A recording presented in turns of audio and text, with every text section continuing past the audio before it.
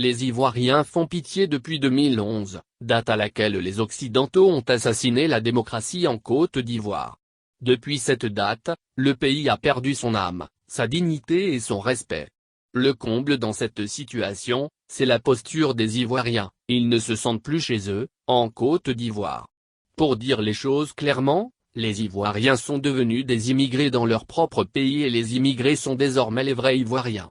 Pour ne pas donner le sentiment d'affirmer des propos sans fondement, nous présentons quelques faits qui confortent notre position. La première raison est que les Ivoiriens sont devenus des sans-papiers dans leur propre pays. Le régime Ouattara savait bien que les cartes nationales d'identité de la majorité des Ivoiriens arrivaient à expiration avant 2020. Cependant, il n'a rien fait pour prolonger la validité ou simplement s'activer pour les renouvellements. Le régime préfère humilier les Ivoiriens qui sont désormais des sans-papiers. La seconde raison est que les Ivoiriens sont dépossédés de leurs plantations au profit des immigrés. Nos parents de l'ouest de la Côte d'Ivoire sont chassés de leurs plantations au profit des immigrés. En effet, depuis 2011, les citoyens ivoiriens impuissants ont assisté à des arrivages journaliers de bus qui déversaient par centaines, des clandestins burkinabés dans l'ouest du pays, lancés à la conquête des plantations de café-cacao et se livrant à l'abattage sauvage de milliers d'hectares de forêts domaniales classées pour en augmenter la surface, et cela sans tenir compte des lois du pays.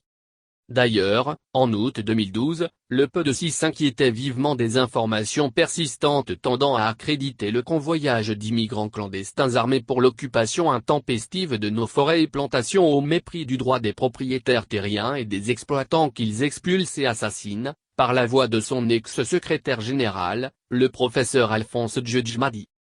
Depuis Taï jusqu'à Toulépleu, de Toulépleu à Sémien, en passant par Guiglo, Duékoué, Bangolo et Kouibli, les Vés sont dépossédés de leurs terres ainsi que de leurs exploitations de cacao par des Dozos et des Burkinabés puissamment armés.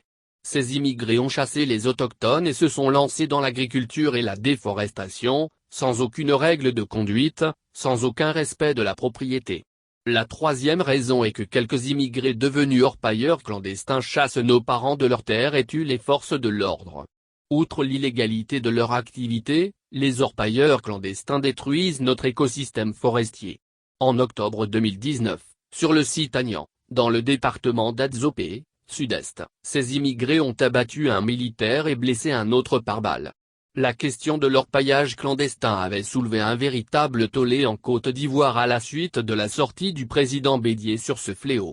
La quatrième raison est que les Ivoiriens sont au chômage alors que les immigrés sont dans notre armée. C'est vraiment le désordre en Côte d'Ivoire, où des immigrés sont au sein de notre police, notre gendarmerie et notre armée. En 2018, le ministre ivoirien de la Défense, Ahmed Bakayoko, affirmait que des militaires n'ayant pu prouver qu'ils étaient ivoiriens sont sortis de l'effectif, après la réunification de l'armée après 2011, lors d'une réunion de la commission de sécurité à l'Assemblée nationale. Il poursuivait pour dire ceci: on s'est rendu compte qu'avec la réunification de l'armée, certains n'étaient pas ivoiriens donc on en a sorti après un enrôlement biométrique. Il a même ajouté que certains militaires savaient que s'ils mettaient leurs empreintes, ça ne correspondait pas avec leur nom. On voit bien que la Côte d'Ivoire appartient depuis 2011 aux immigrés. La cinquième raison est que ces immigrés peuvent se permettre de porter main aux forces de l'ordre. Le 26 février 2020, un ressortissant tunisien du nom de Chahanseddine Messoudi, a giflé un policier ivoirien en service. Cette outrecuidance des immigrés témoigne bien du sentiment de supériorité qui les anime.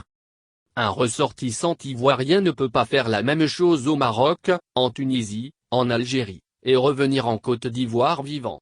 En définitive, l'Ivoirien est devenu un immigré dans son propre pays, pendant que les immigrés sont désormais les vrais Ivoiriens. Mais jusqu'à quand cette situation va perdurer? L'élection présidentielle de 2020 sera un procès contre le régime Ouattara. Pour ce faire, nous devons nous préparer mystiquement, physiquement, moralement et psychologiquement à dire non à la modification de la Constitution ces jours à venir.